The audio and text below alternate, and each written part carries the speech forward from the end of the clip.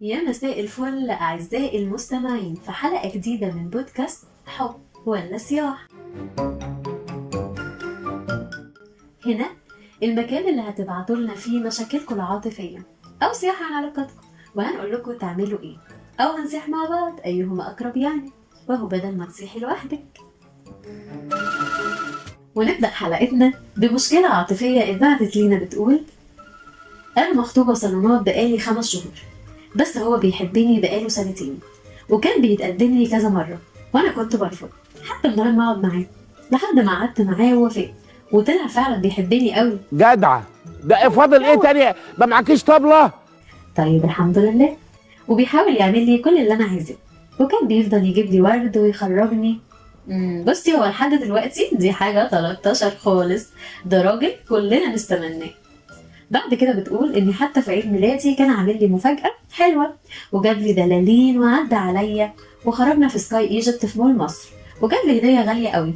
بس هي النفسيات كلها بتيجي بعد بس دي. بس ايه، ربنا يستر.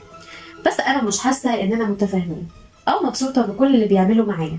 يعني لما بنتكلم مش ببقى عفوية معاه، ومش بتبسط باللي بيعمله، وبتلكك عشان اتضايق واتخانق معاه، ومهما كان عامل حاجة حلوة بمسك في حاجة صغيرة عشان اتخانق، وفي الاخر سبته.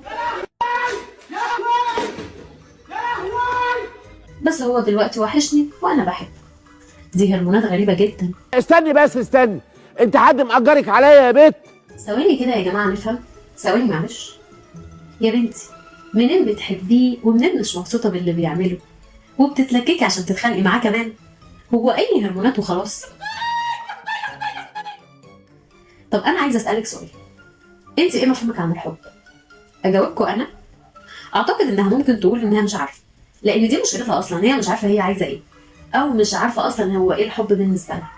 بالله عليكم يا جماعه، بالله عليكم لما ترتبطوا حددوا انتوا عاوزين ايه، عشان ما نحطش نفسنا في المواقف البايخه دي. اهي دلوقتي سابته ومش عارفه ترجع له، وبتقول انا كرهاه وبحبه ووحشني، يعني صداع من كتر الهرمونات. هي مش فاهمه نفسها اصلا، هي مش عارفه هي عايزه ايه او محتاجه ايه. هل فعلا اللي حاسه بيه ده حب، ولا هي مجرد اتعودت على شخص واتخطبت له 5 شهور فتعودت على اهتمامه واتعلقت بحبه وكل حاجه كان بيقدمها لها؟ مليون حق الرجاله يا جماعه يقولوا علينا مجانين، فضحتونا. ومعانا مشكله تانية بعتة بتقول: انا بحب خطيبي جدا، بس هو دايما عايش مع الماضي. ايه عايش مع الماضي ازاي معلش؟ بتقول بحسه دايما بيحن لحبيبته القديمه، وبتصعب عليه نفسه لما يفتكر اللي فات، ولسه بيراقبها وبيراقب تفاصيلها وحياتها السعيدة،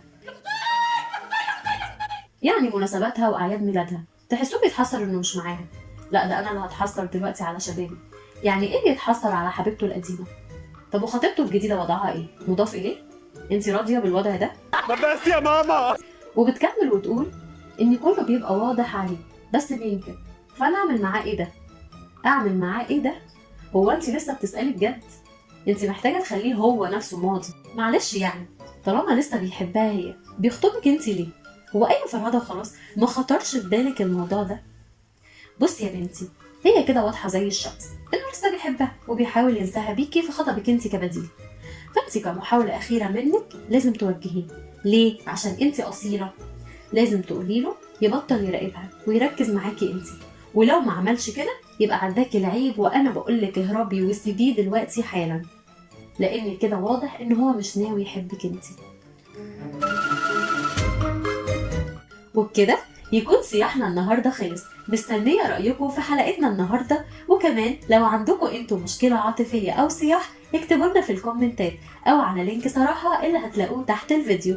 اشوفكم في حلقه جديده من حب ولا صياح. باي.